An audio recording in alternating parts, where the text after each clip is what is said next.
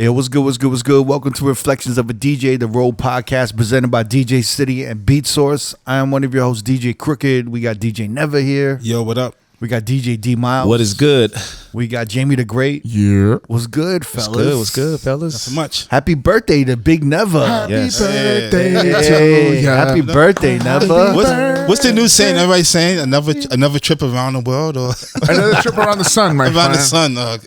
That's what all the baddies are saying on the Instagram. Yeah, exactly. Yeah, You baddie, you. How does it feel? How does it feel feels the same. to be 1 year older? It's the same. Nothing different. 1 year closer to death. Nah. Who's that knocking? Oh, never mind. No, that's the Reaper. How you feeling? How you feeling? Good? I feel all right. Does it feel like your birthday, or you know what? It doesn't feel like my birthday. you don't give a shit anymore? Nah. It's harder and harder to give a shit. It's just like a couple of weeks ago, it dawned on me that my birthday was going to be it was a month away, and I'm just like, I think I had to remind you, right? yeah. You was like, yeah. What you doing on your birthday? And I'm like, oh shit, yeah. The funny part was that Cricket wanted this extravagant trip and all this stuff, and then Never's like, yeah, why don't we just have dinner? Just like very mellow Yeah, out. that was weird. Usually when I'm like, yo, what do you want to do? I You're know, like, you're man. all amped. You're like, let's do. I feel like the older know? you get, the less you want to do on your birthday. I feel like you got to start celebrating every 5 to 10 years, Think so? like milestones. Yeah, you can't it do could be that. I kind of feel like when you hit your 40s, Uh-huh. you can't be celebrating like 46, 47. You just got to celebrate 50. Go big, Yeah. yeah. 45 and 50. And then maybe after 50, Maybe 55 or 60. no, I feel like you just got to celebrate every 10 years. So 60, yeah. But then after you hit like 70, You got to celebrate then every you got every year. It goes back to Because you're that. every year definitely is a, close every to year's a the death. bonus, right? After 70, every year's a bonus. Because every year's a blessing. He's definitely closer to death after 70. that. So like You when might you're have 10 40, left. I feel like 40 you could do like 5 years. Yeah. So you could do like 40, 45, 50. 50. And then when you Yeah. hit 50, it's like 10 years. And then you hit 60, but then when you hit 70, that's when you got to do every year. Yeah. Every year's a fucking Back to blessing. the one day, yeah. Every year is the potential last year. Yeah. The last man, birthday. This might be the last one.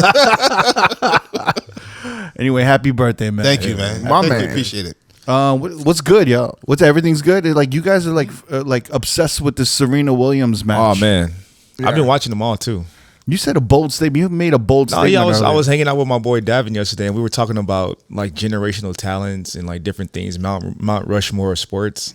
And I honestly, y'all could correct me if I'm wrong with how y'all feel, but I feel like Serena Williams, man or woman, is top 5 all time, like of athletes athletes. and like changing the game too. Who's your top 5 athletes? So I would go Serena Williams, Williams. tennis, Tiger Woods, golf, Muhammad Ali, boxing, Wilt Chamberlain, basketball. Really? Then I would go Michael Vick, football. Like generational talents, not their accolades, but just change the sport. So you're omitting like baseball. Yeah. You're omitting hockey. You're omitting It's just track my and field. Track and field. field, My yeah. personal. Because I feel like Swimming, Olympics. I feel like we never saw a Tiger Woods, which is like the first like he looked like he could play other sports. Like he was physically gifted. You know what I mean? And you're in Showtime boxing. You didn't even Yeah. bring up boxing. No, you Muhammad did. Ali. You're Muhammad Muhammad Ali. Ali. And I never saw him, but I think that his era for the size he was like 6'2", 6'3", and he was fighting monsters. George Foreman, Joe Lewis. Well, no, I think he was the era before. Joe Frazier, Ken Norton Sr. Like them dudes were like massive heavyweights in his era, and he was like the elite of that era. So I think he changed boxing. He was like more buff. Like if you look at the body type of Serena, like we never seen nothing like that in tennis. So I think she changed the way people prepare. I think she changed the way of the generation after her to how they train. I think she did so much for the sport, and even with fashion, like Oh, yeah, no she's one was definitely- extravagant like her. You had like maybe like Andre Agassi, Yeah. right? He was very extravagant with the Nike sweatsuits, but Yeah. she bedazzled like the look. Like now, like you see more women being more fashion. Yeah, like off conscious. Virgil before he passed, he did a whole collection for her and stuff like that. So. Yeah. Well, we're having 2 different conversations though, right? One conversation is athlete, right? Yeah. Like who is the most who was the most athletic? Yeah. Or who was the top athlete? Yeah. Right? Mount Rushmore of athletes. Yeah. And then the other conversation is who created or who changed the game? Who Yeah. influenced the game and changed it. So I think for Serena, the conversation for me would lead more towards who changed the game. You think she changed the game of tennis? Yeah. I don't think so. See, I don't know much about Serena Williams. Yes. I think so. I don't know much about Serena Williams, but I was following tennis very adamantly in the 80s and 90s and 2000s. And I feel like there were more influential players at that time. You think so? That affected the game and the marketing and everything. Yeah. Well, I feel like she changed the game because she's from South Central. And there wasn't too many tennis players from South Central playing tennis. So if she came in the game, it was just like a whole big deal. Especially for black tennis players. Yeah. We've never seen nothing like that before. I don't. Especially she had braids in her hair. Yeah, with the little beads. The beads, yeah. Yeah. Because there are more accomplished players than her. Hold on, is there any other black... Are there more accomplished players than her? Is there... Who's another black... Wait. You're saying there's more who's more accomplished? I think I could be wrong, but I think Billie Jean King has more more Grand Slams than her. So is this similar to the conversation of like LeBron and Michael Jordan? Probably, because I think for the eye test, people will be like, "Oh, like LeBron is physically more gifted and more dominant because than Michael Jordan." Yeah, would y'all agree? Bro. Yeah, I feel like it's a generation thing, bro. Michael Jordan was 6'5", or probably 220, and fucking LeBron is 6'9", 240, all muscle, 60. So it's definitely But like we go like to more accomplished, right? Like Jordan probably is the most accomplished of our era, at least for me. 6 championships. LeBron only has 4. But then like the eye test, Bill Russell has 11, but no one says he's the greatest of all time. He just has the most titles. You know what I mean? So it's tough because I feel like Serena, just for the eye test, and I didn't see the generations before me, but I just think she's a phenomenal athlete. And for her to have had a child and still play at the level she's playing, she was pregnant in the fucking Australia Open. For the US Open. She's on my Mount Rushmore, man or woman. Is there any other black tennis players? I mean, you had Arthur Ashe. But that are as accomplished as a Serena Williams. There's a great Arthur Ashe documentary too. Really? Yeah. I need to check it out. Yeah, it's. I'm really intrigued by him. I'm intrigued by like how he because he died from AIDS, right? Yeah. Yeah, like there's so many things about Arthur Ashe I'm really curious about. Well, there was a thing in the beginning when it was during the civil rights movement. Everyone wanted him to speak on it, but he was quiet until he won the championships, and then he started being more adamant. Yeah. But I think his argument was that no one's going to listen to a player that hasn't accomplished anything. Yeah. So he needed to accomplish and get these championships, and once he had a voice, he like solidified his place in like tennis history. Then he started having like, now I have a platform to speak, and he became very outspoken, and he was like helping to lead the civil rights movement, help all of that shit. Yeah. But it's a great documentary. Yeah. But to me, like maybe I haven't been following tennis as much. Roger Federer, he was good too. He's but very accomplished. I don't think he's as good as Serena. I don't know, like because I'm looking at when I think of the effect, I think of like how it affected like the culture of like the marketing and everything.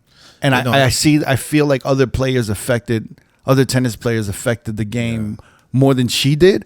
But on an athletic level, I think she might be the most gifted athlete in tennis. Yeah. But I don't know if she affected the game more. But there might be a motherfucker be like, yo, she completely changed the game. Yeah. I think she changed the game with her athleticism, but also, like Neva said, her being from Compton and her being a minority, which is tennis is a historically, it's an expensive sport. So that's one of the reasons a lot of minorities don't play it, because it's very just like much like golf. Like you have to have lessons, you have to have coaches, you have to have proper training, being in these tournaments, and it's not cheap. But she also did like I think it was 99 or 2000. She was sponsored by Puma before she was sponsored by Nike. Yeah. And she was the first person to ever wear like a cat suit, like for a woman, and it was like looked down upon because it was untraditional for like a tennis player to wear anything extravagant. So I think if you didn't have like a Serena Williams, you wouldn't have what's the young Naomi Osaka. You wouldn't have her. You wouldn't have like the Coco Gauffs, like all these celebrities. Like Naomi Osaka became like the brand ambassador for Louis Vuitton, and I think that's a testament to what the Williams sisters kind of did and what they placed in the sport, like to be able to be extravagant and have like these, like kind of like be proud of who you are and be proud of your heritage and have be a curvy woman. Like that wasn't ever seen in tennis before. It was more of like this just a slender body, more lanky. But you look at Serena, she's voluptuous. Like a complete like black woman, like for their body. She's had her kid, like come back from that. Like, so I think all those things have like empowered the sport for women. So maybe her impact with that is as strong as just her physical prowess on the court and her accomplishments too. I agree with you to a certain degree, but then if I play devil's advocate, right? Yeah. I feel like I don't know if it's affected the marketing or the platform because I don't see anyone following in her footsteps, maybe except for Naomi Osaka. Yeah. Right? Even she's had a nervous breakdown recently, right? Right. So she haven't been playing tennis. But I feel like she's following social media too much. Yeah. Yeah. I feel like she was kind of in the scene a little too hard and was being affected by. I agree. By the comments and the criticism and everything. Yeah, Serena was never really out there like that. You got to disconnect when you're an athlete. You can't be too like in the scene. Yeah. Well, not only that, you can't be following everything that everyone's saying because then it just fucks with your head and makes you question everything about yourself. Yeah. But I don't know, man. Like when I think of like McEnroe and Borg, I feel like they changed the fucking game. Yeah, definitely. Yeah. Like they really just changed the game. Like that's another great documentary. If you watch McEnroe and Borg, I saw that. I saw the preview for that. I do want to watch that one. Even McEnroe in general, he was like the first to have temper tantrums and be he's like the bad boy of tennis. Yeah, to be like just like talking shit to the refs, throwing his racket, and he was young, and everyone was like.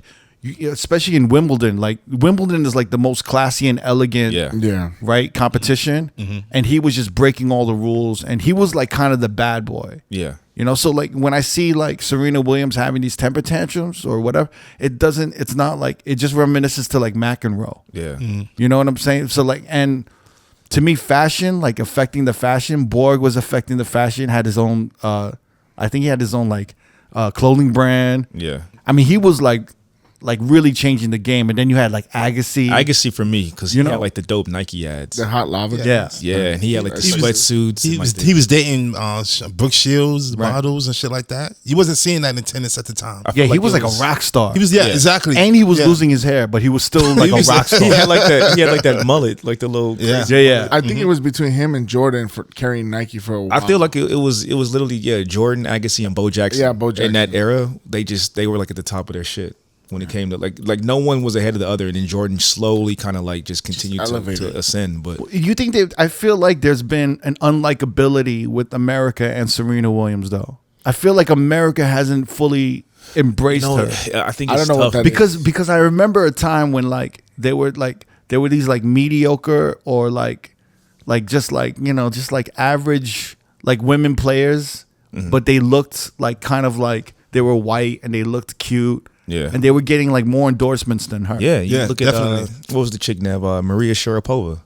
She was getting like 2-3 times way more, and she was way mid. She was so mid. But she just had the look. Like she was like very easy on the eyes. So she was doing commercials. She was doing all these endorsements. Anna Kovalevich. Yeah, she was huge. That's yeah. She was a horrible tennis player, but she was fucking. She looked good. Yeah. And she was getting she followed like the European standards of beauty, right? Exactly, yeah. And historically, the majority of the tennis players are from other countries. Like, there's very few standout stars from the U.S. because all of our superior athletes usually play baseball, football, basketball. So tennis isn't really like on the hierarchy of sports in the U.S. like that. So that's why we have very few stars. And maybe there is something to that with Serena because I think like there for a while people were like shitting on these companies not endorsing her, but they would endorse like a Sharapova or a Karnikova. You know what I mean? So they were getting way more money endorsements than Serena, even though she was the best. Yeah. You know what I mean? Yeah, she's definitely top 5 game changer for me. She's the top 5 game changer. Like she changed the game. Changed the game. See, I don't know about what did you say? It was what you said. Ali, Serena, Tiger. Wilt, and Michael Vick. I would take out Wilt out of that one, but yeah, other than that, I agree with Wilt. Why Wilt? Because of how many shorties he smashed. He had that book. He was the GOAT in 2 sports. Well, he like smashed 1 million shorties, right? Didn't he write a book about that? He said that, yeah. 1 million? No, was it 1 million or like 100,000? 10,000. I said it was 100,000. 100,000. Let me look it up. That's so impossible to smash 100,000 shorties in a lifetime. Maybe not. I don't know. You think so? 100,000 shorties? Are you fucking kidding me? I don't think it's impossible, dude. That's okay. So there's 365 a year. That's 20,000 women. See, I mean, that's a crazy number too. Isn't it? Is that why he's 20,000? fucking top 5? He changes the game for the hoes. Nah, man. I want to do the math on. I watched the. Yeah, do the math. 365 a How year. old is he? How old was he when this book came out? Do y'all remember? Check he his was life. like in his 50s. I think. Just check his 50s? lifespan. Early 50s. All right, so like let's say he's in his 50s, right? Yeah. Yeah. So he was smashing maybe started around in his college, 20s. So his late. They just say 18. 18, Say in 19. high school. high school. Started in high school, yeah. So 'Cause we he, should put him at he was a 60. star basketball player in high school. So should he we was- put like 35 years? Yeah. So Or maybe while he's playing, so maybe I would say from like 17. There's no fucking way. So from 17 to like 50. Dude, 35 years. 33 years. well, let's do 30 years. Well, no, Let's do 35. Let's focus when he was playing, because Okay. the numbers must have went down when he's in his 40s and shit, right? I don't think so. I don't think so. You don't think no. Because he was still. He was still active. He was still movies. popping. He Who's was the still guy popping that- when he retired. That's crazy. Oh, wait, so let's do Okay, that book came out in 91. 91. How old was he then? And he gave that number in 91, right? Yeah. So at 91, And yo, I'm gonna tell you, man. Looking at these pictures online, like a majority of these shorties were white shorties. oh yeah. White men must have been so fucking heated. So he was like 55. He was 55 Yeah, when the book came when the out. book came out. Yeah. Okay, so yeah. So let's from say like- he was probably like, let's give him like, He started playing in college at the age of 20. so let's give him 20 to 45. Yeah. So that's 25 Let's give him years. 25 years. All right. All right. Come on, you know what? Let's go back to high school because he was known back then. He was like breaking records in high school So basketball. you gotta go like 18, 17, 18. Yeah. So just say 30 then at that point. 30 years. Yeah. Okay. Let's 30 do 30 years. All right. If you were smashing one shorty a day for 30 years, that's only 10,000. That's only 2 shorties a day. That's not not horrible. bad. 2 shorties a day for fucking 30 years? Wait a You're second. fucking crazy. What are you talking about? Wait, I may have typed 2,000, not 20,000. Hold on. Wait. Oh, wait. Okay. Yeah, it's 2 shorties. Dude, 2 shorties a day for 30 years is Am I doing the fucking- math wrong? No, but you gotta maybe consider he was taking days off. So he might have had like some crazy or like No. He kind of had a couple of orgies in there. That's not probably- even 2 shorties. That's 1.8 shorties. Let's just say 2 shorties. We're doing the math wrong. We have to be. No, we're Hold not. on. no. Look, I'm doing 2 times 365, right? Hold 2 on. times 365. Just get 20,000. It's 730 women in 1 year. 730 women times 30 is 21,900. Yeah. So it's like 1.8 shorties a day. That's not bad. So 2 shorties, Yeah. basically. The only reason I think, But it's at that realistic- time, when that book 1991 came out, yeah. that may have sounded like a lot. Yeah. He never caught anything. That's my only thing. I think Magic hit more than that. Yeah, I think Magic hit way more than that. I think if you look at like I'm more of a, the I NBA think, season, the I NBA think Magic season, changed the game more than it will. the NBA season is from what, October to June, right? So that's what, roughly 9 months. Yeah. So from 9 months, you got 82 games. 41 of those games is on the road. I think the road is when you're getting the most work in. Yeah. When you really like showing out, like. Are you 'cause, doing you know, what, like That's 3 what I'm days? saying. I wanna like let's You calculate. gotta think the- about it, in the 70s, they was like doing orgies and all And all imagine if types of they shit. went to New York and it's He went at to- Studio 54. Yeah, You know what? exactly, man. The only way we're gonna understand this if we reread the book. Okay, so one of I us can got to read the yeah. book. So we're doing a book club Because now. from what I We're a remember- podcast book club. From what I remember in interviews, right, he was saying that it was multiple times a day Yeah. Yeah. because I think there was nothing to do when they got to their hotel. Oh man, and I forgot he was also a Harlem Globetrotter. And he that- was on tour for that, bro. I mean, that's not a bigger pussy magnet than I know, NBA, right? No. Harlem Globetrotter. During that time, the Harlem Globetrotters was like, yeah. No one went to the Harlem Globe like Are you those motherfuckers kidding? get Yeah, pussy. Nobody- Bro, Harlem You didn't have Globetrotters- female groupies waiting to fucking Come on, middle lock limit. I think the Harlem Globetrotters brought him a lot of Remember the attention. bald-headed dude that played for the Harlem Globetrotters? Yo, Harlem Globetrotters is not popping like that, yo. Yeah, cool. Bro, he did it for 2 years. Come on, he had to get a lot of games on the road. I think that's what Harlem Globetrotters was like because, smashing yeah, a lot I of know, right? substitute t-shirts. I feel like Harlem Globetrotters was just all kids going to that shit. Yeah. That's what I used to go when I was a kid. But you got to understand, Harlem Globetrotters, like what is the thing that attracts women besides the athleticism of these players in the NBA? It's the money. Yeah. And the money and the fame. The fame for sure. You're not getting money and fame with Harlem Globetrotters. Okay, now okay. That's like entertainment. I don't know. I feel like he got some. I don't know. Circuses. You think there was like a crowd of women waiting outside of the Harlem Globetrotters arena? There wasn't even an arena. Yeah, wasn't it like gymnasiums? It was like a circus. No, they was playing at the Garden. Come on, man. Yeah. They had like a little circus tent. They would cut the Garden in half. That's fucked up, and man. they would have the Harlem Globetrotters in half the Garden. Nah, but who's that small theater in the Garden? They were in that theater. It was the theater. The theater. But back in the days, it was called the I forgot what it's called. But Don't try to say there was an MSG.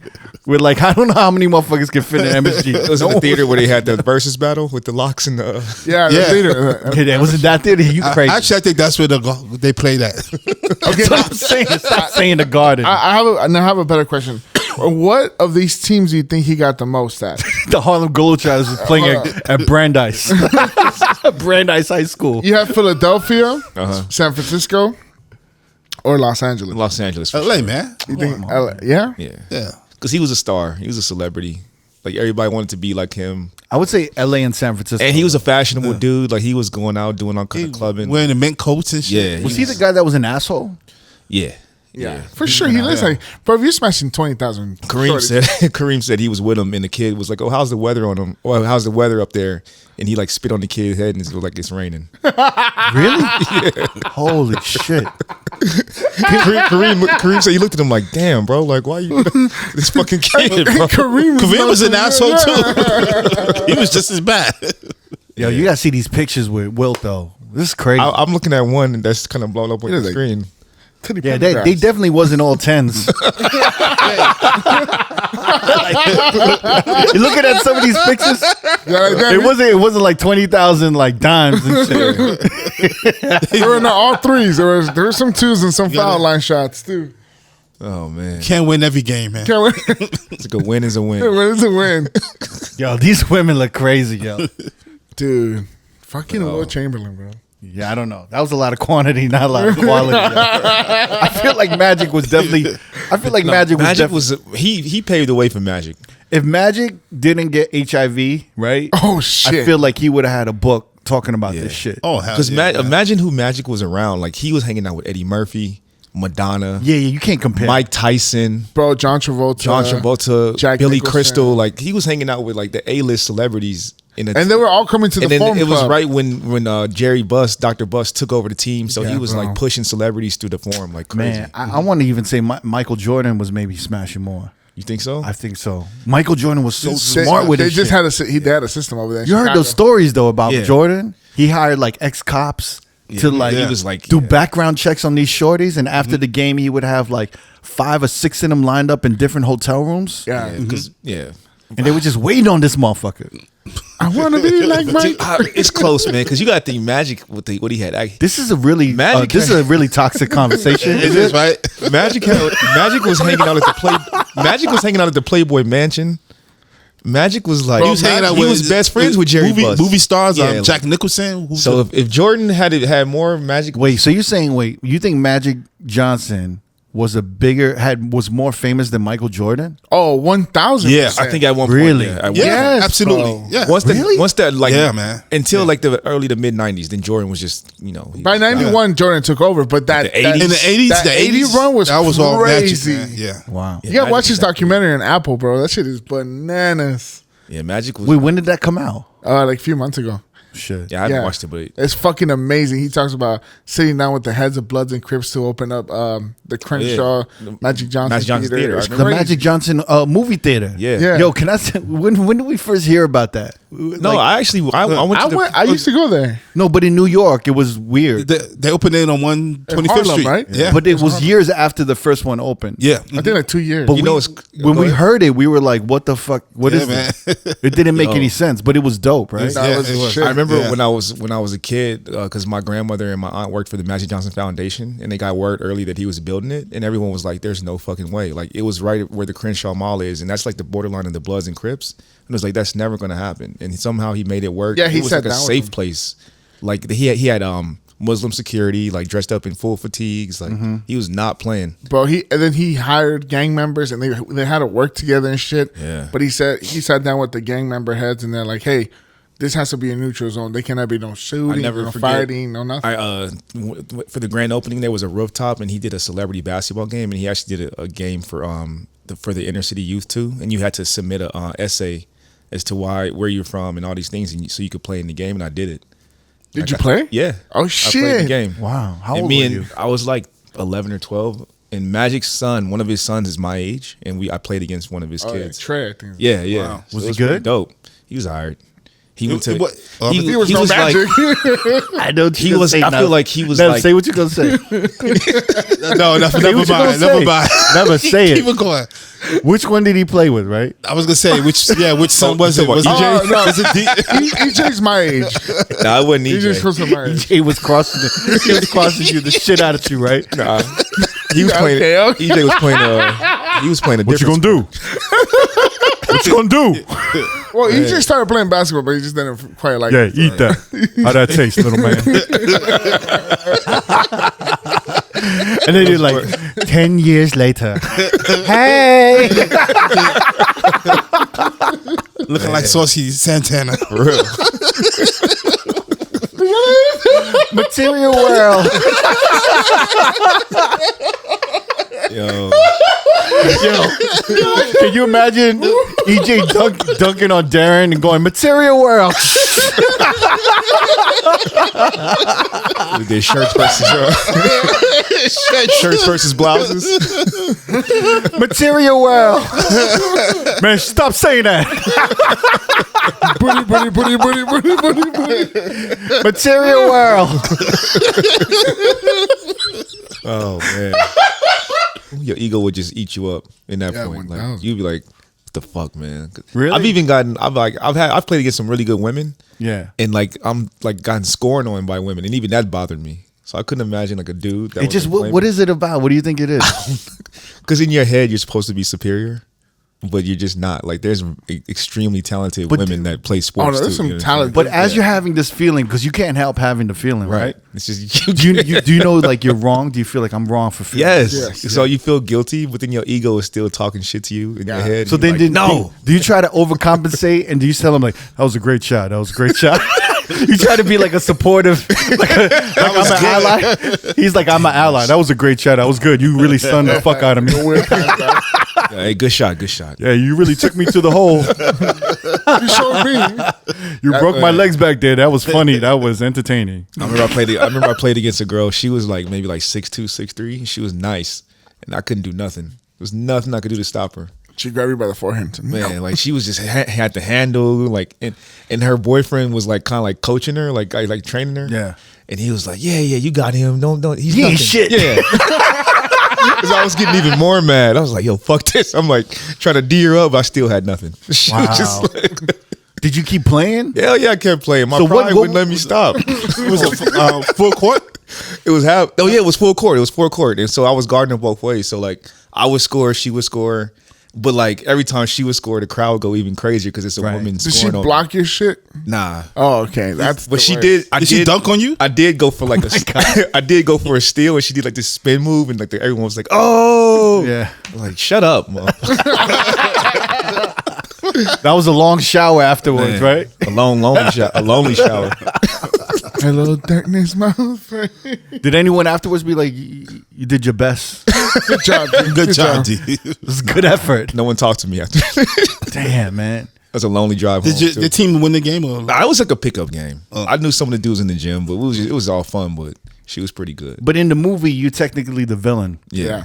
Because it's like if I So do you know what? You should have just played the villain. Just to be fun. Because it's like if I do something. If you had to talk shit, what would you have to talk shit? I don't know. It's like, how do I even talk shit? Like, if she missed, be like, must be that time of the month. Because it's easy to talk shit. I think if you talk shit, you may have been able to break her down. Yeah? Yeah. But then I would have been looked at. He shot you, makes it think, get back in the kitchen. Oh, he's taking this too serious. Like, I would have been that dude. Yeah, but like, you got to like laugh it off, but like talk your shit and fuck with her head. Yeah. No? I wish I could have, man. It's just one of them things in the moment where you just feel bad. Like, no matter what I do, I'm going to look like the villain. So I just stayed quiet. I was like, you know what? She got it. Like, if I score on her too much, I'm being too hard on her. And then if I play too hard of a defense. Why was you checking her? She sits too. Because it was no, it started because her boyfriend was like, everybody I was playing was like 6 feet and up, and then her dude was like, "Yo, get him." Like, well, D, what is your height technically? I'm like 5'7". 5'7"? Yeah, maybe like $150. Let's give you 5'8". 5'8", 5'8", like $150. You're still a whole 5 inches taller than you, bro. But the girl's boyfriend was like, "Yes, guard him," like kind of like saying like I wouldn't shit. Like Get monkey you can get him, you can get him. Like, and you weren't like talking shit to her, like you gonna make me a sandwich after this? Get back in the kitchen. Equal rights, my ass. You're like, your shorts are real iron. You ironed the shit out of your shorts. Like the first couple of times down, I hit my shots, and then Don't you got to make dinner? boyfriend was amping her up like, "Yo, he ain't nothing. Take him to the hole. Do all this." I was just like, bro, like, Shut up, motherfucker. And while he was talking shit, I would have been like, "Oh, you the man of the relationship, huh? That's your bitch on the sideline, right? Cheering you on. You the man in your relationship." And she made a shot. I would have been, "Nice shot, brother." Yeah. I would have been talking more shit. You should have done that. I didn't have it in me, bro. I was just like, "Yeah, good shot. Yeah, good shot." Too nice. Go down. But it would have been dope if you did it and you saw her game breaking down. And he would have been like, "Don't listen to him. Don't listen to him." You're like, "Yeah, don't listen to your girl. Listen to your girl." And then you started that would have been good. I wish she was there with me. I wouldn't have been. I mean, I'm talking all this shit. I would have been in my back, and I'd be like, "You know what? Yeah." I would have been overcompensating to be an ally. Wow, you really embarrassed me. Great shot. Great work. Actually, I want to have a conversation. Never, you've been like really upset this week. Yeah, on social media, they was talking about how hip hop is just an all black. It started by blacks, that no Latinos was involved in the beginning of hip hop. I think they're trying to coin it. Hip hop is black. Was made by Black Americans. Mm-hmm. And that they keep pushing Black Americans. Yeah. So they're purposely excluding Puerto Ricans and Latinos. Yeah. But also excluding Caribbeans, Black Caribbean folk, West Indians, which is weird. Yeah, because doesn't it come from Jamaica? Yeah, DJ. It's Kool Herc. Kool Herc. Yeah, he's from Jamaica, right? Yeah, he's from the Caribbean. But even Grandmaster Flash is from the islands too. Yeah, Grandmaster Flash is from Barbados. Okay, yeah. Barbadian DJ. You think it's because they just look at those guys as black? I think so. Like, what? I mean, you know tell what? me. I'm more upset because Fat Joe had an interview and he said that Latinos was part of the beginning of hip hop. And then all these people on social media was saying that Fat Joe is fucking wrong. He doesn't know what he's talking about. He's lying. That he's lying. And these people wasn't there. They don't know what the fuck was going on. They're just saying that because they're just saying it just to say it because they think they know what it's about. But they wasn't there. They don't know. Now for me, I grew up in the Bronx. I grew up in the home of hip hop. My big older sisters, they put me onto hip hop, and they was going to the block parties, checking out Flash, Herc, and them. And at the time, there was Latinos at these parties also. So it's not like Latinos invented hip hop. Fat Joe wasn't trying to say that. He was just trying to say Latinos was there in the beginning, and they contributed, right? Exactly, yeah. So like, I agree with you, but I was like digging a little bit more. So I'm gonna take devil's advocate. Okay. All right. So I was digging a little bit more on Twitter, and I was kind of seeing what the real argument was because they kept focusing on Black Americans, and then they were like, "Well, what are the 4 elements of hip hop? Right? It's rapping, DJing, graffiti, and breakdancing." Yeah. And they were like, "Yo, there was so many Puerto Rican breakdancers." There was 1000%. And then everyone's saying, but Puerto Ricans didn't start getting involved in hip hop until the block parties. After they saw a couple block parties. Okay. And even there's interviews with like Crazy Legs saying like, "Yeah, you know, we went to the black parties and then we would dance. We would start dancing with them. Yeah. And we used to call it the Moreno style." So everyone's trying to say that Puerto Ricans were kind of influenced by hip hop, but they weren't a part of building it. You know what I'm saying? Because like almost like they were just there. You know. And I was like digging a little bit more, and people were breaking down that, you know, breakdancing is just a form of like actual black expression dance. And they started like posting videos from like the 1890s or like 1930s. and going back to like Cap Calloway and all of this form of expression and dance. Yeah. It comes from like black people, black Americans. Yeah. Right. You know what I'm saying? So I think they're talking about that in itself, and they were bringing up the music, and they were saying like James Brown, like it's basically hip hop is like, you know, it's like all of this. It's forms from James Brown and everything. Yeah, of course. When you say like Cap Calloway, you talking about like maybe like the swing era or like the Harlem Renaissance time? And just like the dancing and like all of that. So breakdancing, they're saying that's still black American art form. The music is like James Brown, funk, and it's still, and even if you want to go back to jazz, that's still black American art form. And then, you know, they're talking about rapping, and they're just saying that there was no Puerto Ricans really rapping, and there was no Puerto Ricans really DJing and stuff. Yeah. But I think that's their perspective on it. But there were though. Yeah. There was a few. There wasn't like a lot of them, but there was a few rappers and DJs. Like you had Charlie Chase, DJ Junebug. These are names I'm thinking of right now. But there was more than that. But those are the two I remember. They were Puerto Rican? Yeah. But I also think a lot of the people that are speaking, right, are from parts of the country where there isn't an integration of black and Puerto Ricans together. Because, like, honestly, in New York during the 70s and 80s, like, you know, the sections of the city that were mostly in poverty and stuff, there were black, Latinos, and like Puerto Ricans all together, intermingling, living with each other. Yeah. And being like, you know, suffering together. And in that, you know, hip hop evolved. But I don't think people like, you know, like in down south or in the Midwest, I don't know if they had that same interaction that was in the Bronx or in New York. No, I don't believe so. So they don't understand, like, when like Puerto Ricans in the Bronx say the N-word, they don't understand that. They just see like a Latin person using the N-word. But they don't understand that, like, they kind of all grew up together. Yeah. In the West Coast, it was Mexicans and blacks. Yeah. But but even still, they weren't as integrated as black and Puerto Ricans in the Bronx. Oh, probably not. Because they weren't like, I'm sure there were Puerto Rican neighborhoods, but everyone just kind of was intermingled, like really in the Bronx. Definitely, yeah. Like, and it wasn't like, you know, they were just all together.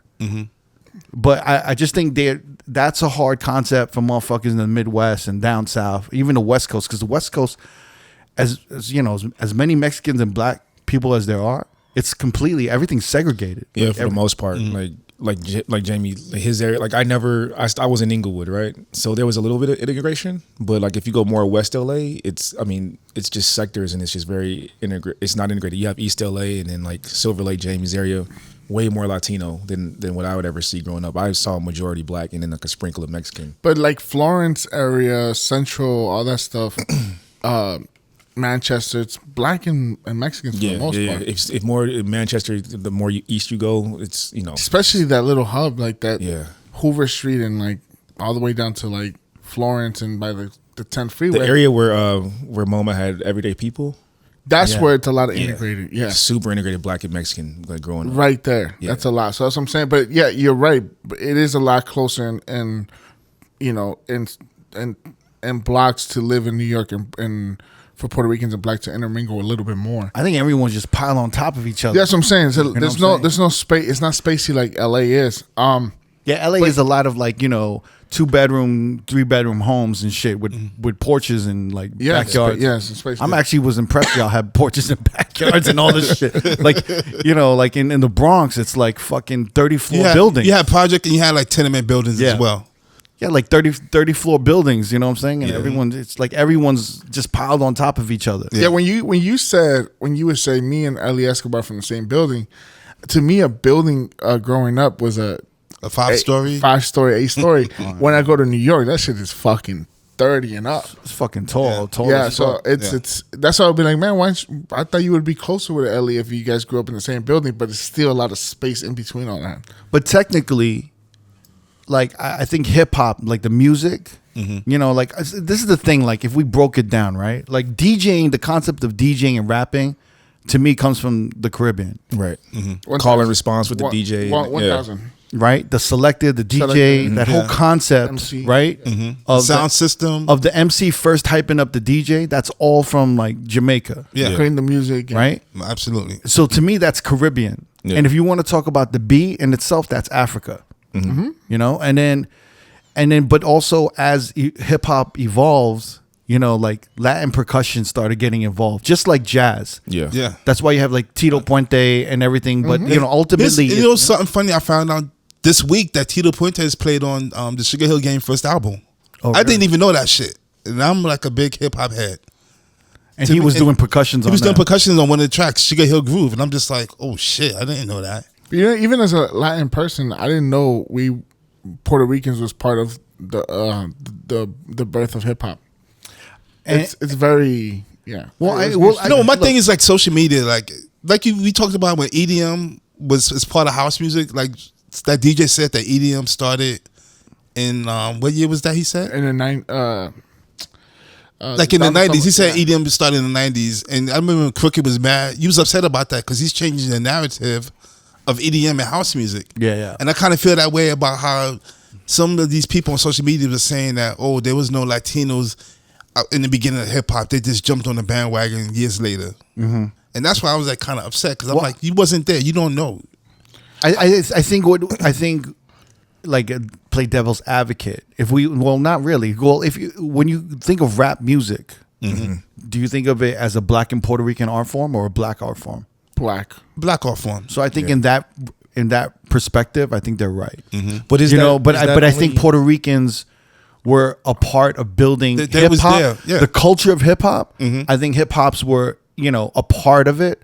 But I think I understand the argument of saying that it's black music and it's black art form. Yeah. And that breakdancing is, is actually like black. Is a black art form. It is a funny thing. Like all the breakdancers back in the days, majority was Puerto Rican. Like all the crews, Rocksteady crew, New York City Breakers, they was all Puerto Ricans dancing. But I think they're saying that it started with black dancers, and it's a black art form. Yeah. And then because it traces back to decades before. Is that perception though? Because if you think about it, it was just, we're talking about, like for me, right? My experience of hip hop is more so black because I saw black rappers doing it. But that doesn't mean there weren't Puerto Rican rappers just because I didn't see them, right? Like just the ones that made it initially were black. And then you had like the Noriegas and the Big Puns and the Fat Joes that made it eventually. But that doesn't mean that they weren't doing it at an early time. But now we're talking about the business of rap. And right, but that's what I'm saying. It's that perception. Like the business makes it seem like there was just a lot of blacks that were popular. It was just all blacks that was doing but maybe it. Not. I mean, we got to look at hip hop from not only a music standpoint, but as a culture. All right. So when hip hop, was like kind of just evolving in New York, I remember there was a lot of gangs. I could be wrong, so correct me. Never. There was a ton of gangs. It was a few gangs, and then everyone was like dying, and everyone. It was like the Black Spades. Yeah, that's the only gang I remember. Everyone was killing each other, and they were like motherfuckers were dying, and I think they came together and to like have a terms of peace. Yeah, right. But at the same time, that's when you started seeing motherfuckers battling with breakdancing instead of like fighting and killing each other. Yeah.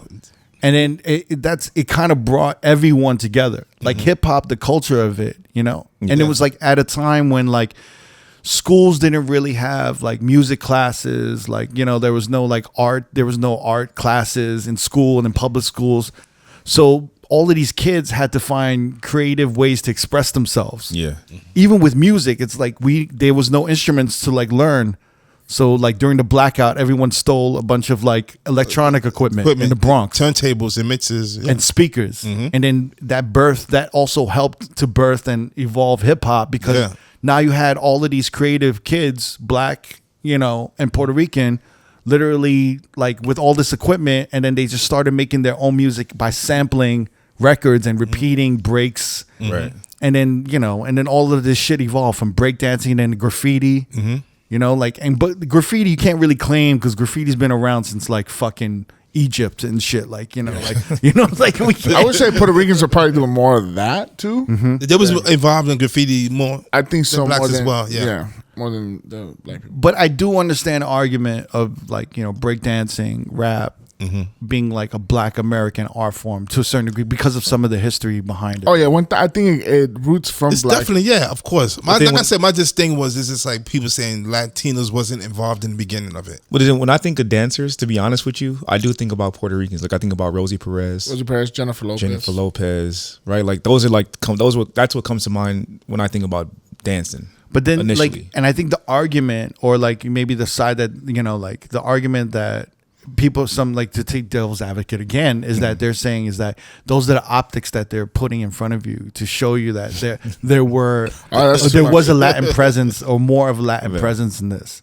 But they're trying to say it's almost like it's still appropriation, that they weren't like, they're just visitors. Yeah. But they're just guests. They're just guests. But I never felt that way. Like when I would see Rosie Perez, she would tell stories about how she was at the tunnel, or she was, she would see Diddy in the club dancing and how good of a dancer he was. And so like it seemed like she was integrated in the culture with all these spots. It wasn't like she was like a outsider kind of like trying to like infiltrate, you know what I mean? Yeah.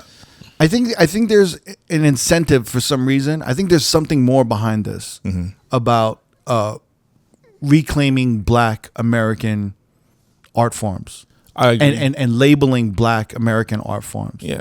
And I don't know if they're necessarily rewriting history, but they're creating an argument to help build the strength behind Black American art forms. Yeah. And I don't know how it is, but I heard, and I only heard this, that it's tying into reparations.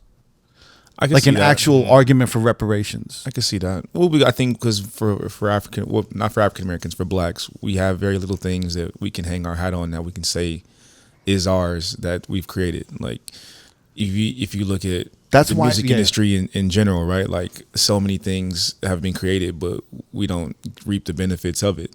And maybe we're starting to now in the later years, but for the first 40 years, it wasn't that way. So trying to hold on to anything that was technically or perceived to be ours is the argument, right? Mm-hmm. But I think that's why they're also ousting like immigrant Blacks. Mm-hmm. So like Caribbeans, West Indians. They're trying to like if you bring up Cool Herc and Grandmaster Flash, they're from the Caribbean.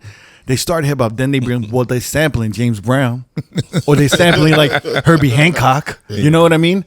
So they're bringing up all of this shit, just to bring it back to Black American, property. Mm-hmm. Yeah, and I think it is behind this machine of pushing for reparations. I didn't think about that, but it does make sense because it makes a lot of sense. It holds weight with the argument, right? Like, look at these things that we've created that you've made money off of. Mm-hmm. So now it's time for like the reparations in, right? The more that we show that we've created something, it's more leverage and it's more of a buy-in to the whole thought of it, right? Yeah. Which I think the only thing that really, really bothered everyone with the Fat Joe, what he was saying about hip hop, I think what was really bothering was when he was saying it was 50-50. Because he did say that comment. Much, man. Yeah, that was. He was like blacks and Puerto Ricans. Like we started hip hop, it was 50-50 back then, and I think everyone was like, "What do you mean 50-50?" Yeah, because that sounded that's a little crazy right there. I have to admit that. I would say if you want to put something, put 1585. 1585 sounds about right. I don't even go 2080. But maybe 50-50 was his experience in the Bronx. Right? Like, could it be that? He's Puerto Rican, right? Yeah. But if you're going to do that percentage, you got to do like 2% Korean, because then we were in there. Yeah, you was there. Right. Cool Herc. I didn't see no Koreans in the 49. Cool Herc had a little tricky with him. 49. Hip hop was started by blacks, Puerto Ricans, and a couple Koreans in the beginning. Yeah, you guys are I'm going to start rewriting history. Everybody else is doing it. Why not? I start adding Asian motherfuckers in these like old pictures. Photoshopping them.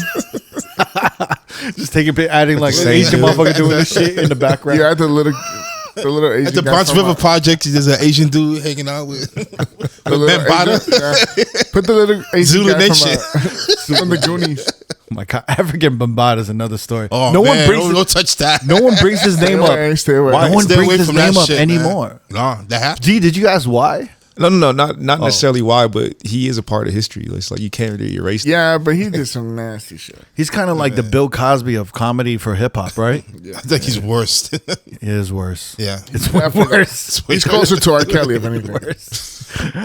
It's crazy because the Zulu Nation was like so revered and respected when I was growing up. Yeah.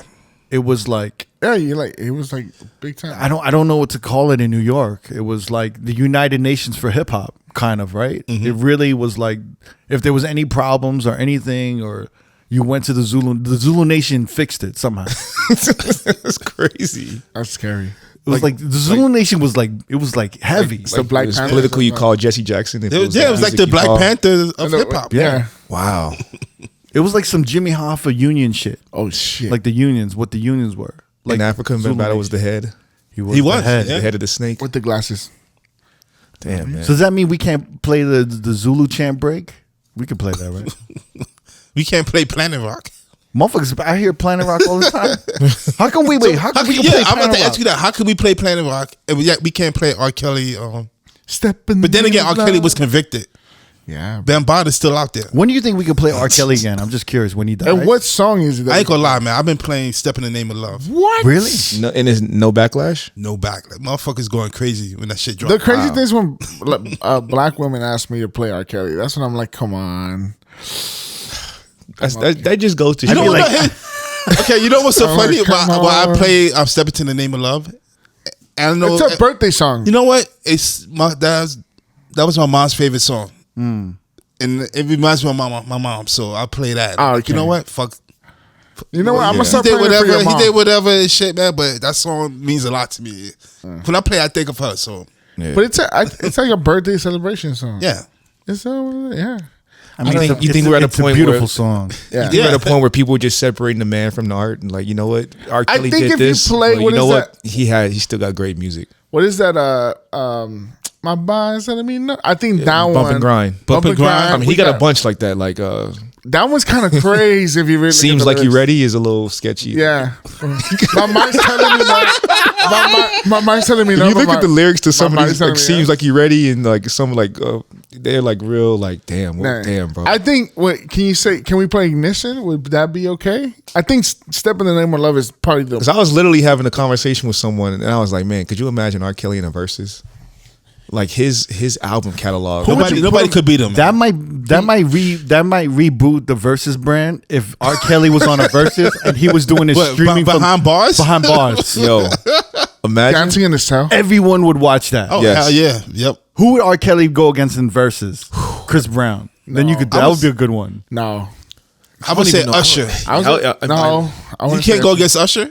No. I don't even know if those two together have a catalog like R. I Kelly. think Beyonce would be the closest to R. Kelly. Beyonce. I don't even think Beyonce. No way. Yo, R. Kelly's game. Yo, You think Chris Brown is a better match for him? than I'm looking at Beyonce? quantity. yeah. And I feel like Chris Brown has the quantity and Usher has the quantity to go I against. think R. Usher Kelly. and Brown are more closer to that for them to battle. But But he got the R. Kelly has a pen though, guys. Yo, fam, Forget I about would the pen. I would pay for the pay-per-view. Me too. $59.99 If it was a Versus with R. Kelly behind bars. and everyone would and be money tuned goes in. into his books. No. The money goes to all the victims of the R. yeah, Kelly like shit. charities and victims.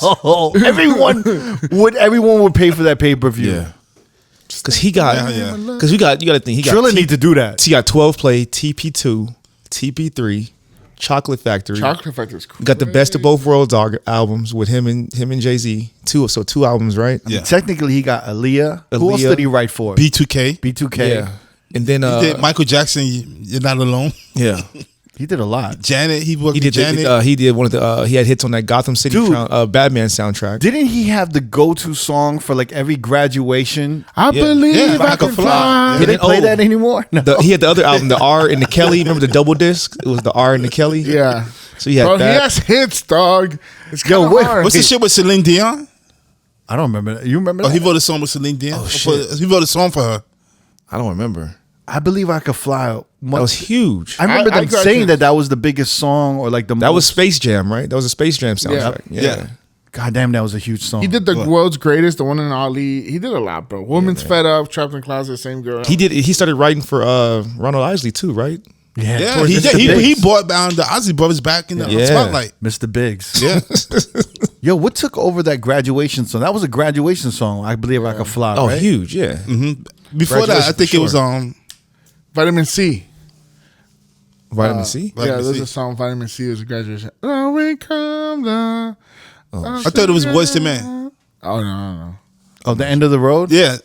You know what took End of over the all road. that shit? That Green Day song. Oh yeah. What is that shit called? You know that Green Day song?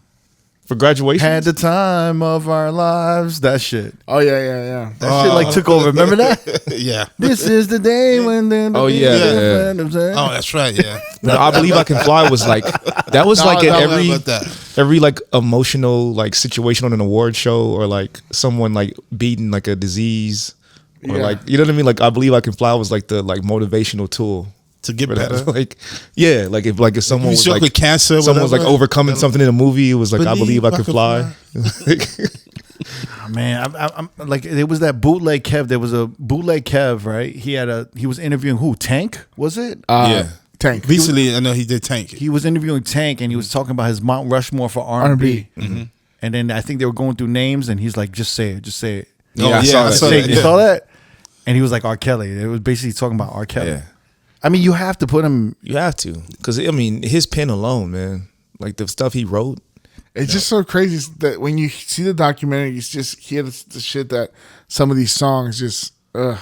If R. Kelly, you are not that was about an abortion. Yeah, like, man. It's crazy. If he's in jail, right? That was like the last #1 song Michael had. I know, and it's about a fucking. If he's in jail, and then if he dies in jail, like he'll probably have a revival, right?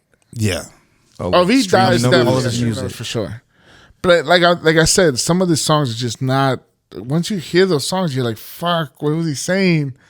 Like, yeah, but my mind's telling me no, but my body's saying yes. It's crazy to play that now. But again, Step in the Name of Love. Do you get away with that? I mean, it is kind of timeless music, man. Like taking away his personal shit, like it's timeless music. And a part of me, like I'll look at the music and I'm like, damn, I kind of wish I could play this right now.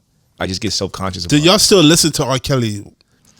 Not really. I haven't heard. I used to listen to him a lot. Yeah. Like in the 2000s, in the 2010s. Yeah.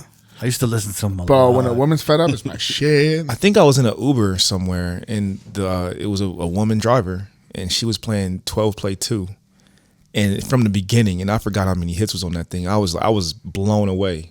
I was like, yo, like, man, it made me want to start streaming. Remember, I think "Feeling on Your Booty" was on that, right? Yeah, that was. I remember the video with Lil Kim. Body's Calling. That shit was crazy.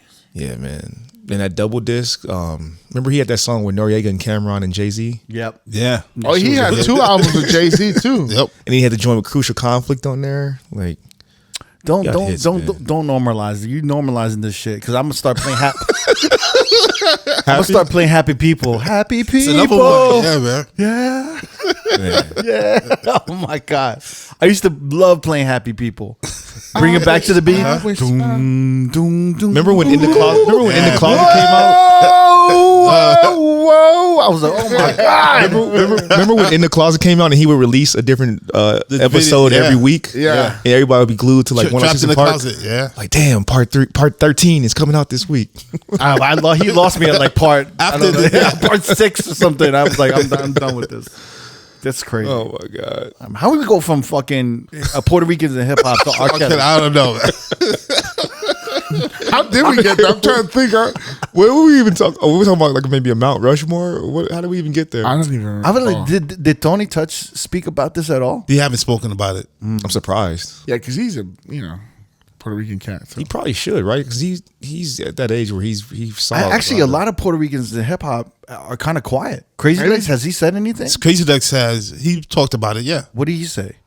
You said it. You just said. No, but I was saying in an interview from back in the day. Oh, for back in the days. For recently, no, he haven't said anything. That's what so that's what I'm saying. But I think he posted something on his IG page. But I think their silence is kind of it's kind of also it's a statement to me because I think being a part of hip hop, they were supporters and they were a part of the movement. Yeah. But in the end of it all, it's black expressions, black music, because Puerto Ricans have their culture.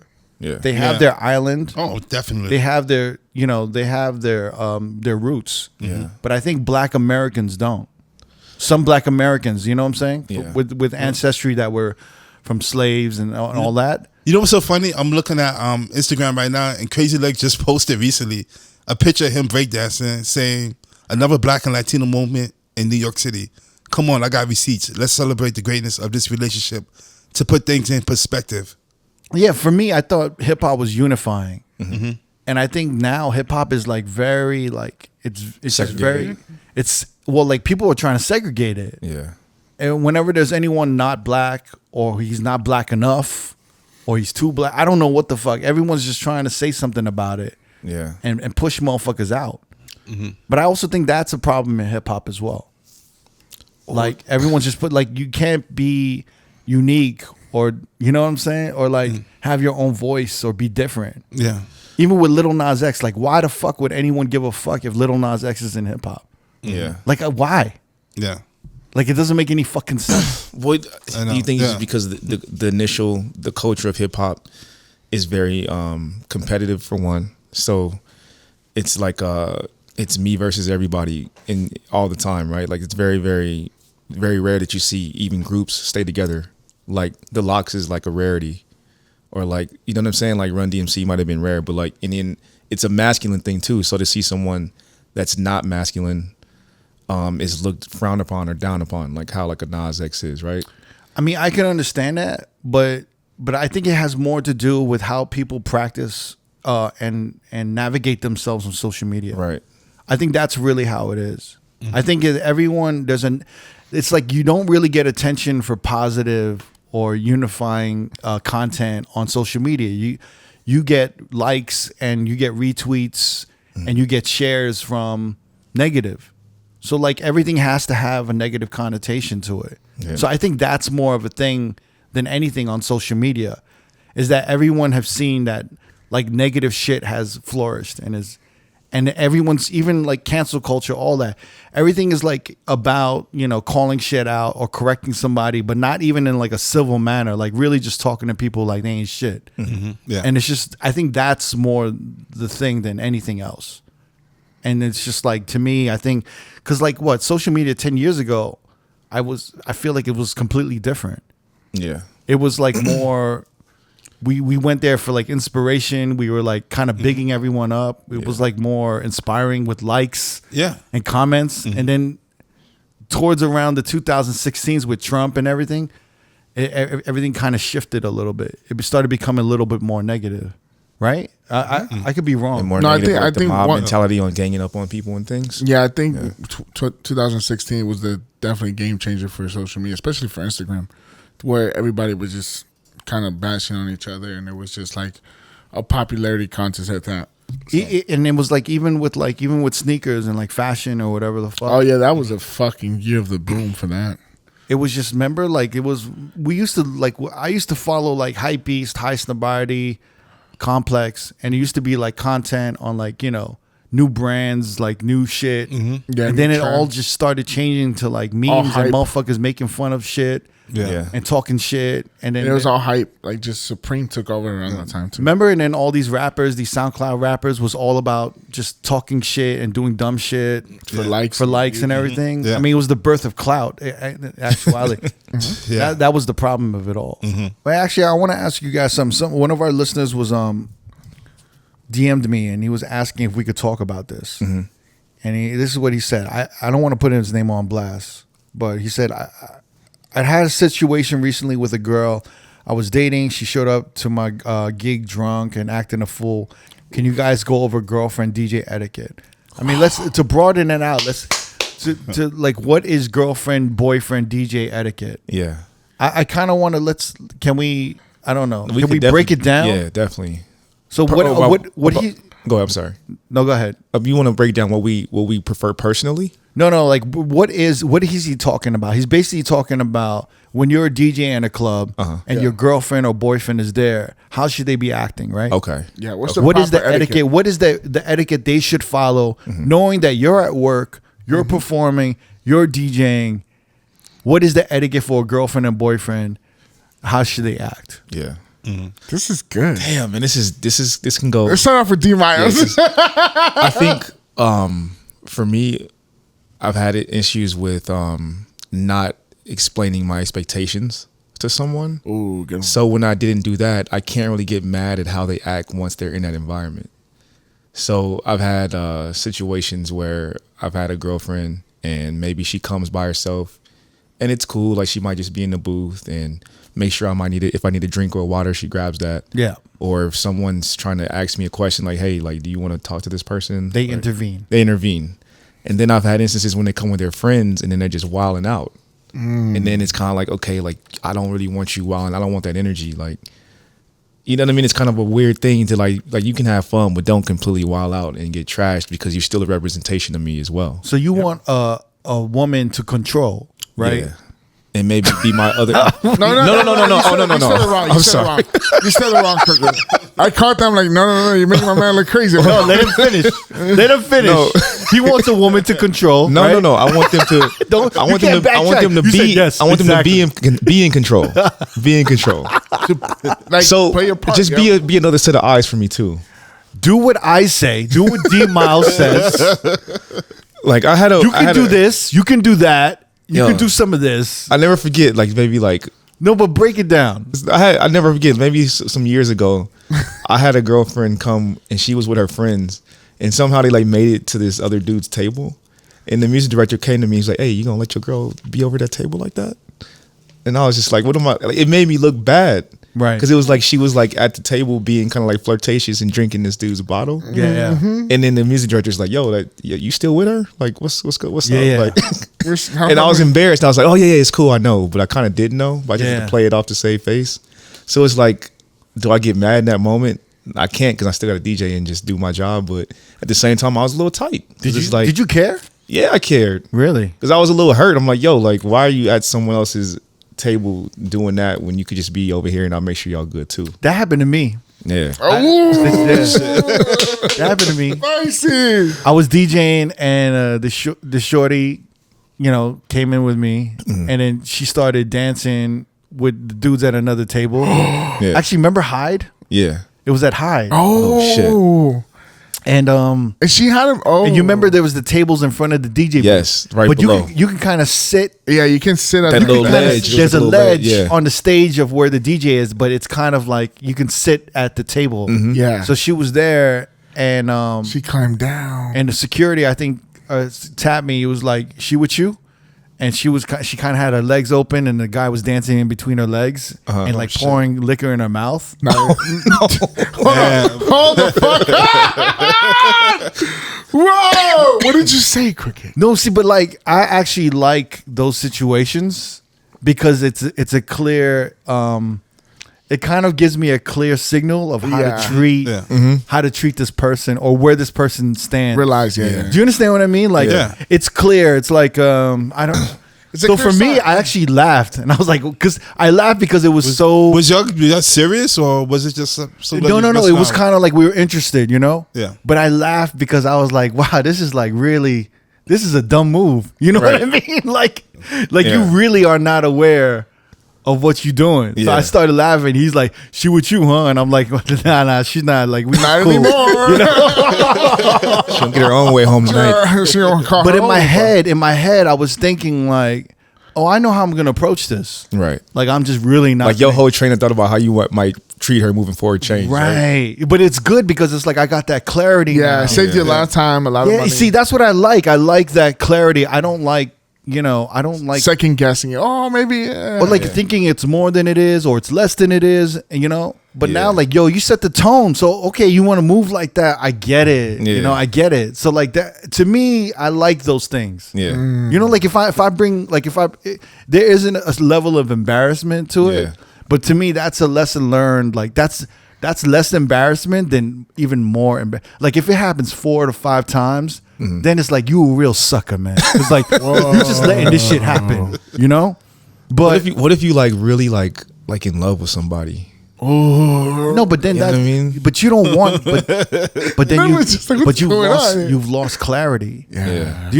Clarity is important. You want to Yeah. you want to be aware of. You want to be self-aware, and you want to be aware of the people around you and what they're doing.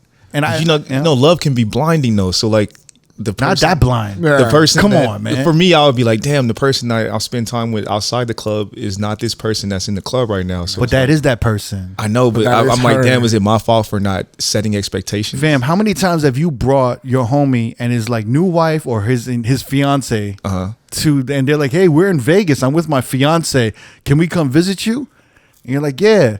And you know there's going to be a point where like, let's see how their fiance acts or how their new wife acts. Yeah. Because there might be a point where she might hit on you. Mm-hmm. She might get drunk and hit on you, or might be open and hit on other dudes, or get on the pole and make it very uncomfortable. Because here's the thing: is like when you bring civilians with you to the club, they've never had like a bottle and they could drink unlimited or treatment, where they could drink unlimited amounts of alcohol. They're not used to that shit. Yeah.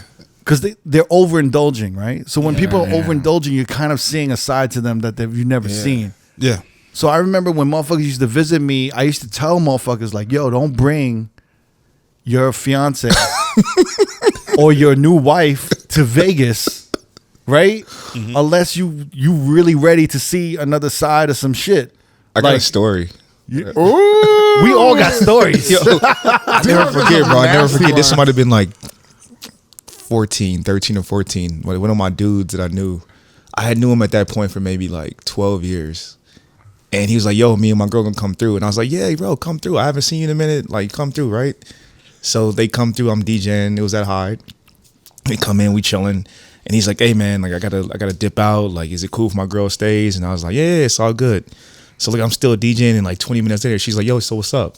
And I'm like, well, yeah, what do you mean? Like, you need a drink? Like, you good? Like, she was like, nah, like, you know, like I kind of like stayed around to see what's good with you.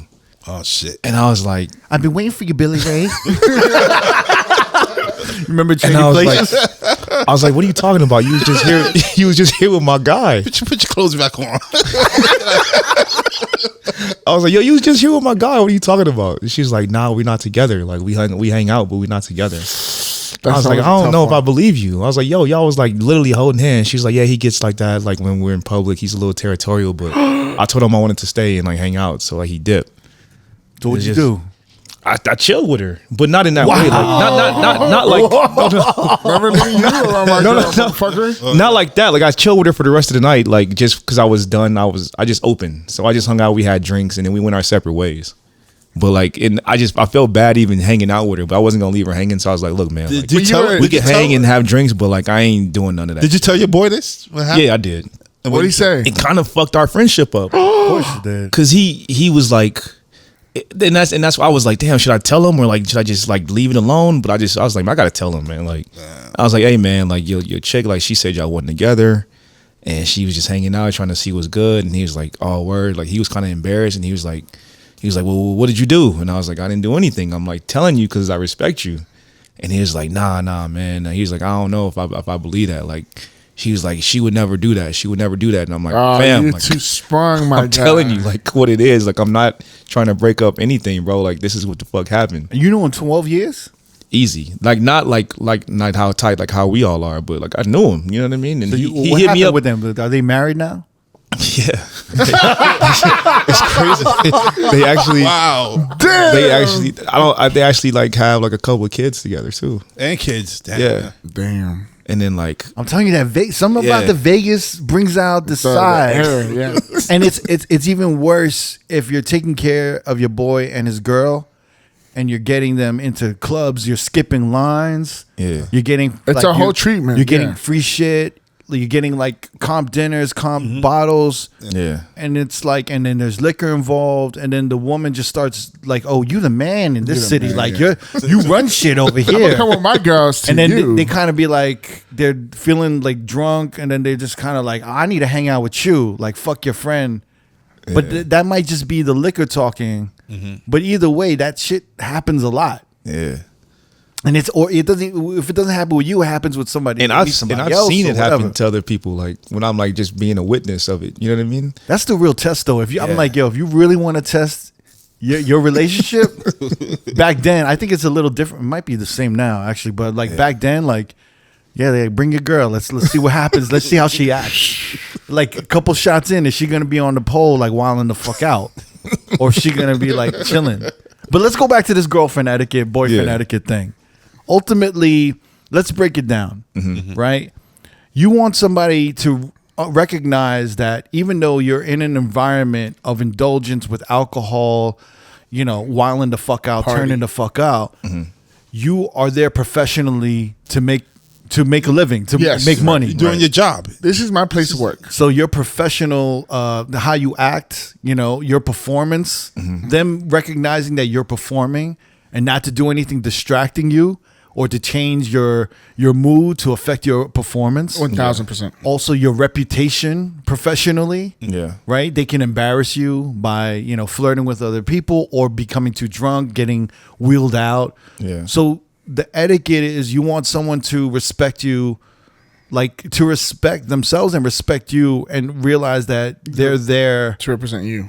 They're representing you ultimately. They're an extension of you, right? Exactly. Yeah. It's almost like I kind of compare it to if you're going to your girlfriend or spouse's Christmas party. Yes, 1,000%. How are you going to act at this Christmas party? Yeah. Like Right? You don't want to be Frank the Tank at your girls. Exactly.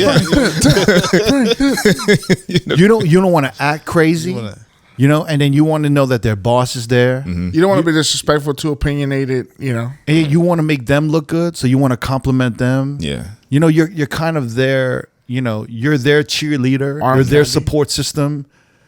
If they see an enemy coming through that is at their job, you kind of want to make it. You want to be their support system, and that's kind of what we want. Exactly. What a DJ wants. They want someone to be their support system. Yeah. I remember seeing like the Paris Hilton documentary. Have y'all seen that? No. And she brought her boyfriend to her gig, and he was becoming a problem. And she's trying to set up her music. She's trying to do. I can't believe I'm using Paris Hilton. I know, right? Just the DJ Flight. He was probably on that. My DJ too. Shit. But she was, he was like distracting her. He was saying like, how come, he was trying to make it all about himself. Yeah. And she was about to perform in front of like, I don't know, 20,000 people or I don't know what the fuck it was. But it was just like that. You don't want that. That's like a red flag. That's a sure red flag. Yeah. Of it. What are some of the horror stories you've had? I had an incident where I was DJing at this club in New York. This was like a big club. It was like a big deal for me. This is in New York. In New York. Yeah. And it was a Halloween party. And at the girl I was seeing at the time, she came with her friends to the club, to the venue. And when she got to the door, she couldn't get in. Because Was. Was is doing the door at the time. Shout out to Was. Shout out to my man Was. So when he's doing the door at a venue. She probably had some busted shoes on. No, not at all. It was like, how them parties, them clubs at the time, if it was like, if you wasn't so and so, they wouldn't let you in. It was a certain amount of people. Especially on Halloween. Exactly. So she couldn't get in. So she kept calling me, trying to get me to come stop DJing, to leave the booth to come out and get her. Yeah. And I was like, yo, if Was said he can't let you in, there's nothing I could do about it. And I just started spinning at this venue, so I wasn't trying to fuck anything up. And I wasn't that cool with Was at the time. I mean, I was cool with him, but I just started getting cool with him. So it wasn't like I could be like, yo, Was, come on, you can do me this favor. So since she couldn't get in, she got mad. She cursed him out. And then she got mad at me. And I told her, yo, why did you curse him out? It's like you fucking up my job by like, even though you couldn't get in, you just should have just fucking took an L and went elsewhere. But by you cussing him out, you could have got me in trouble. Right. Because he could have went to the management. He could have been like, yo, fucking never got these fucking girls coming in here cursing me and starting trouble. We don't need that type of people or DJ in the venue. So that could have got me in trouble. Right. So it was just, and then, like I said, she got mad at me because I couldn't come out and get her. And she kind of called me a sucker. She was like, oh, yeah, you. Oh, no. Damn, like, yo, why, you can't do nothing about it? Why? You the DJ. You should have been. I thought you was the man. You should have been able to come out and get me and got me in here. And I'm just like. You ain't the man. I thought you run this shit. It was you, Daddy. You ever had a serious? So you wait. So it ended. It ended right there. No, it didn't end. But you kept it going. I kept it going. After that, you kept going. I kept going. Of course. Are you crazy? I didn't lose my job, so. You ever had a situation where the girl felt entitled? Of course. I've had that. Like I was like dating one girl, and she like came with her and her friends, and then she was like, "Yo, where's our bottle?" And I was like, "What do you mean ours?" Oh shit. She's like, "Yeah, we want this." And I'm like, "Yo, like chill out. Like they're gonna get it. Like they're gonna get it. Like don't do that. Like be appreciative." Like they came in like demanding shit. Like, and that rubbed me the wrong way. That was a flag for me too, because I'm like, "Yo, like have a sense of pride and appreciation. Like this shit ain't normal. Like I'm working. Like where else can you go and just get free bottles of liquor and like act that way? Like that's not how you act. Like you would not act like that at a restaurant or anything else. Like these people are making money, so they'll get to me when they get to me. Like I'm DJing, I'm gonna be here all night. Like chill out. You know what I mean? So that was a flag for me too. Damn, yo, Jamie, you too young in this game. No. I was just saying, I had never experienced things like this. Yeah. I've experienced friends acting up, and Cricket warned me. Yeah. He's like, yo, don't invite your boys to work. And I fucked up, and I invited some. And he's like, I told you. Oh, this was recently? Yeah, the last year or so. Oh, you never told me? Oh, I didn't? Yeah, okay, so I was DJing somewhere. Wait. So I would warn you. What was the warning? I said, yo, I'm DJing back home. I'm going to put the flyer up. And then I put the flyer up, and then I'm like, yo, some of my boys want to come through, like the ones that I grew up with. And you said, don't do that. Don't let them come through. So then eventually they showed up or whatever. Yo, that's rule number one, honestly. You want to be careful about bringing your boys from the block to your gigs. Yeah. And I only mean boys from the block. Unfortunately, yeah. So boys from your block, right, is different. Y'all grew up together. These are like kids I grew up since I was like 7 years old. So they have a sense of entitlement over you. Mm-hmm. Because they think like I could do no wrong. Mm-hmm. Right. Because y'all have been through fights, you've been through shootouts, you've been through everything, right? Yeah. So that the entitlement that a boy from the block, that your friend that you grew up with, that you guys have taken beatings with them, you ran away, you've risked your lives, and you've gotten scot-free. You ran from the cops. You've done all kinds of shit. Yeah. This person thinks you owe them, and they have a piece of you. Yeah. Because they grew up with you. Yep. Or if they even like saved your ass somehow, where they took like, remember when I'm the one that got suspended at school, but when you did that, and then so there's this entitlement they have. Yeah. So when they get there and they see like in their eyes, they see like, yo, this dude's running shit. Yeah. He's getting a free bottle. Waitresses coming asking for drinks. Then they start acting like I could do anything I want, and this dude's gonna protect me. Yep. Yeah. So they'll start grabbing the waitress's ass, or they'll do something. They'll roll a blunt. They'll roll a blunt up, right? Yeah, they're doing everything, and then they'll just mention your name. So they'll be like, "What you mean? I'm with Crooked." Yeah. So is there a problem? Exactly what happened. What's the problem? The security. Don't make me go get Crooked, and then they get like, you, and you're like, yeah, you can kick him out. Here's exactly what happened. So I was DJing at a section, 2 bottles.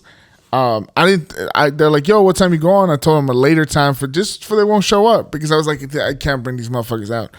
Bro, they show up anyway. One of them shows up in shorts. I'm like, yo, fam, why the fuck are you showing up in shorts to this fucking venue? He makes it a thing, yo, you got to get me in. I'm like, dude, I'm already fucking on. It's just they get in or whatever. They start drinking. Security's like, yo, they're grabbing girls, like, being too aggressive. And then security's like, yo, like, you got to calm your mans down. I said, yo, get them the fuck up out of here if you got to. I'm like, crazy. I had a dude, one of my boys from Inglewood, he came out, and he's a pretty big dude. It was like him and his wife, and I think I was playing at a pool at night. And you know how sometimes like you might deal with the music director at the time or whatever, and they might come up to you a little more aggressive, like, yo, you gotta do this, change this, boom, boom, boom. And he did that, and my boy kind of like loked up. He was like, hey man, who's this dude talking to you like that? Yep. And then the music director was kind of shook because he sees this big black dude that's, yoked out. Yeah. Kind of like loked up, and he kind of was like, yo, whoa. And I was like, no, it's cool. And I had to tell him, I'm like, look, man, it's business. Like, they just talking to me, it's business. Like, they don't mean no harm. He's like, all right, because like, you need me, I'm right here. Like, you know what I mean? And I had to be like, nah, it's not even like that, I promise. You lost that gig? You lost that gig? Well, they need to give him more dates because he gets scared of the guy. Yo, my boy lost me a big gig. I remember this AC. Holy shit, he fucked me up in AC. He went there. He was like hitting on the bartenders, hitting on the waitresses. They just feel like they run the place. They're like, yo, I'm with him. I'm like, dude. He tried to smoke up. Yeah, that's what did it, right? And then he tried to smoke up again, and basically I got banned from the property. Oh shit! From my boy. And that's the story you gave me when I told you about the situation. And I said, yeah, just be careful about inviting your boys from the block. That's it. I would say, if anything, that's a bigger rule than girlfriend-boyfriend etiquette. Yeah. Just don't invite your boys from the block to there. And the thing is this, from now on, like in the past, I think 10 or plus years, I have a speech or a warning that I give to anybody, whether it's a girl or my homie. Mm-hmm. I tell them, I said, look, we going out and you come to my gig, but you represent me. Yep. So how you talk to somebody, you represent me. Mm-hmm. So don't talk to nobody fucked up. Don't act fucked up. Don't get all fucked up and drunk because you represent me. If you want to wild the fuck out, we don't do that shit while we working. Yeah. And I said, like, that's my thing to anybody. I'm like, you represent me. So watch out. Even like how you dress, everything represents. Like, I don't want none of that shit. I don't want nothing. Yeah. And actually I want to ask you a question. When it comes down to it, if it's your girlfriend or the gig, who are you choosing? I'm gonna say the fucking gig, man. I was gonna say my girl. Unless your girl got money, unless your girl got money, she gonna fucking take care of you. Here's the thing about my girl. My girl, you're fucking evil, motherfucker. Your girl got money. You're a gold digger. I'm saying if I had to choose between my girl or the gig, I'm definitely choosing the gig. Cause that's you're saying. Wait, Jamie, you're saying your girl. You picked the girl over your gig. Yeah, but the thing is, my girl knows how to act in the situation. So that's why I'm like, I don't expect that from her acting crazy. Because she's been going to work with me and she's fucking cool about it. She's not getting drunk. She's chilling out. She's listening to music. She's playing her part. And she knows how to play her part. I didn't even have to tell her how to play her part. So let's say an altercation happens and she wilds the fuck out. If it was another girl, I'm choosing the gig. But for her, it's my chick. All right, so you're picking your girl over the gig. But he just said any random girl. If any random girl, not my current girlfriend? I'm just saying girl over gig. If it was a random chick, I'm choosing the gig, but this one I'm choosing her. I think I would choose. Yeah, I guess it depends on the level of relationship with the girl. Yeah. I remember I had a girl come see me, and she was kind of like quiet and cool. Like had her like just, and then literally like I think an hour later I looked over and she was asleep, like passed out sleep. What? Like she was like. Like she had drank so much in like an hour span, and I wasn't really paying attention. Maybe your set just wasn't doing it. and then I had like a couple of people that was like, yeah, man, she was just taking shots, bro. Like no tomorrow. And then I looked over and then she was like literally passed out. The like security came, they were trying to like wake her up. She couldn't wake up. And then like the EMT had to come. Damn, D, you got a lot of these stories. I know, right, man? You got a lot of these stories. The man. EMT came and then they was like they took her in the back and like, yo, she's asking for you. I was like, yeah, I don't know her like that. That's heartless, man. That's fucked up. That is fucked up, man. And I checked on her the next day, like, yo, did you make it home safe? Wow. She's like, yeah. She's like, I think I might have been drugged. She's like, I've never passed out like that. And I was like, cold-hearted. Cold-blooded. Nah, like if it's a random chick, yeah, I'm choosing the gig for sure. But like I said, it depends on the level of relationship too. So you picking a gig or a girl? If it's my girlfriend, like my real in a relationship, yeah. And then if maybe it was an altercation, I might have to have my girl's back. Really? Yeah. If it's a random, nah, man. If it's a random, yeah, take it. You got to go. All right. So let's say the roles were reversed, right? What if you were the problem at your girl's Christmas party or her job? Would you want her to pick? No, I would. If I knew I fucked up, I would remove myself. What about you? If I fucked up, definitely. I'd be like, no, you stay. Even if you didn't fucked up and they treated you fucked up and they spoke to you fucked up, let's say they were wrong. You still want her to take your side or her job side? That's a good question. I would say, let's say the venue you're working at. Let's say security did fuck up and treat your girl fucked up. You're gonna take your girl's side, or you just gonna try to just settle it with the club and keep it? I mean, definitely more so if they were being disrespectful, like, yo, we gotta come to and apologize to her for the way y'all acting. But I would try to resolve it more so than anything. If it's a club situation like that, I would talk to the management. Yeah, If we can't work that shit out, then maybe I would leave. I would leave. I would leave, definitely. Yeah. If I knew they was in the wrong, definitely. Yeah. I actually had a situation like this. Look at that. You had a situation. And you know what I'm about to do with that girl. They're like, also the girl. Alex is mentioned No, so my girl that I was with at the time, he's like Jeopardy, like ding ding ding. Yeah, Alex Trebek didn't even finish the question. Have y'all ever ding ding ding? Yeah, Alex, I have. Yeah. What? I actually had a situation like that. What was the story? Go ahead. No, yeah, the girl I was with at the time she was my girlfriend. She was the AGM in a nightclub, and security. I don't know what happened. Security was talking to me crazy, like foul, and like I wanted to snap back, but I realized that this is her place of work, and she kind of tried to come over and diffuse it because I felt like she wanted to get involved, and I was like, you know what, I'm gonna just dip. Because I don't want to know. This is your job. You ever remove yourself? Yeah, I was like, I got to get out of here. Yeah. I'm going to just dip, man. I'm not going to embarrass myself. This is your job. This is your place of work. This dude is obviously talking to me crazy because he got some kind of authority over me. He didn't know that me and her were together like that. So I was like, because at the end of the day, she still needs to go back to work on Monday. So I didn't want to ruin her money and her job situation, or her thinking anyone that knows her thinking I was like coming to her work with that kind of energy, like disrespecting anybody. So I just dipped out. Yeah. Well, that's the thing is that if you're extending that courtesy and respect for her and her place and her livelihood, whoever you're going out with should, extend that same courtesy. Yeah, 1,000. So to me, if a girl or someone I'm going out with doesn't extend that courtesy, then I actually, it would change my decision to go out with them, regardless of who's right or wrong. Like, you control your actions. Yeah.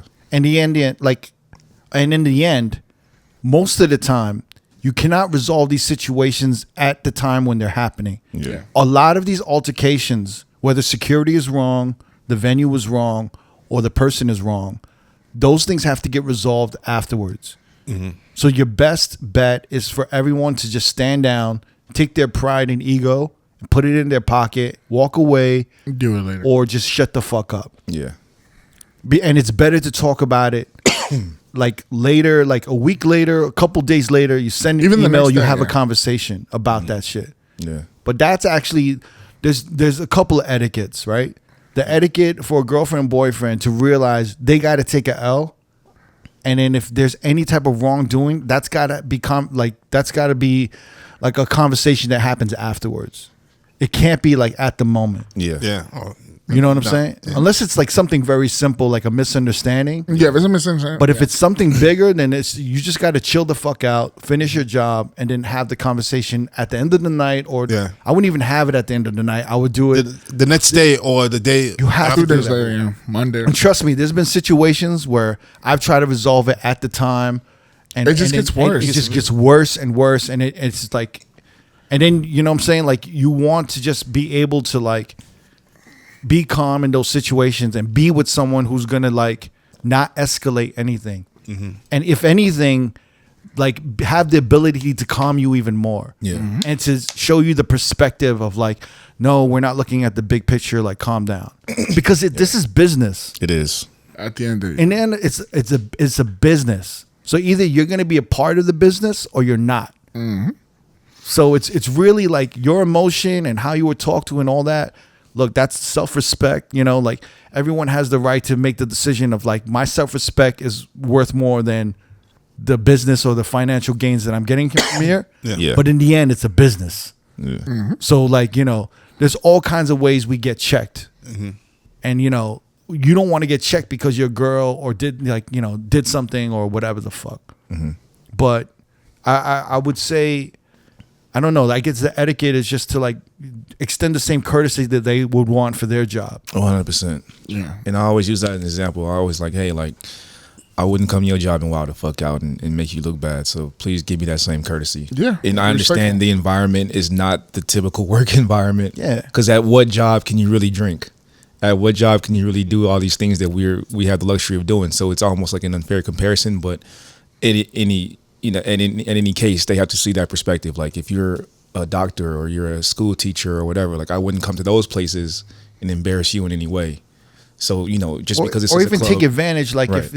if my girl worked in the office and I was like, yo, I got to make like 200 copies and make some flyers. Can I use your copy machine at the office? Yeah. She's like, yo, like I'm putting her in an uncomfortable position. Exactly. You know what I'm saying? And like, I'm trying to take advantage of her resources. Yeah. She could get in trouble. Motherfuckers be like, yo, what is your boyfriend? Why is he making copies and shit? Right. Like, yo, can you hook me up with a free physical? I know you're a doctor, but I ain't got no insurance, but Give me a I mean, in that respect, if my girl's a doctor, I'm getting a free fucking hookup.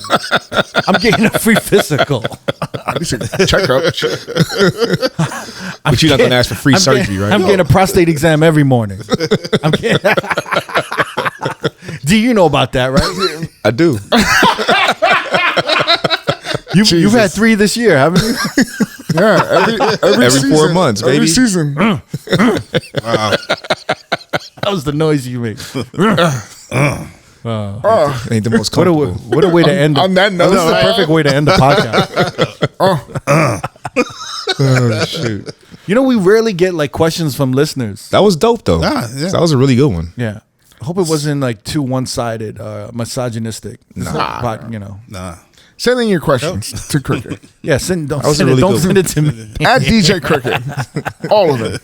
Yeah, send them to me. I get like super nerdy ones like, hey, break down the difference between this and that. I'm like, no, that's like a 5-hour podcast. Yeah. I'm not doing that shit. But anyway, happy birthday, Neva. Yeah, thank you. Happy birthday. You know, we make sure we have we're gonna party tonight, right? a light celebration. You want a light celebration? Yeah, right? Nothing crazy, man. Yeah. Nothing crazy, nah. Yeah, you want one of those Illuminati eyes wide shut celebrations, right? Checking your phone at the door. you want, that's what you want, right? You want us to be like come to room 305, and just have like an orgy and shit. That's what you want. Here's your mask, Never. Get some of the, Never. Here's your mask. Hit up Zachariah, get some of the Honor girls. That's a party. Shouts to right now. All right, y'all. We out. Peace. If you want to watch more episodes from R.O.A.D Podcast, click either links on the left or the right. Don't forget to subscribe to our YouTube page and get updated on new uploads throughout the week. Peace.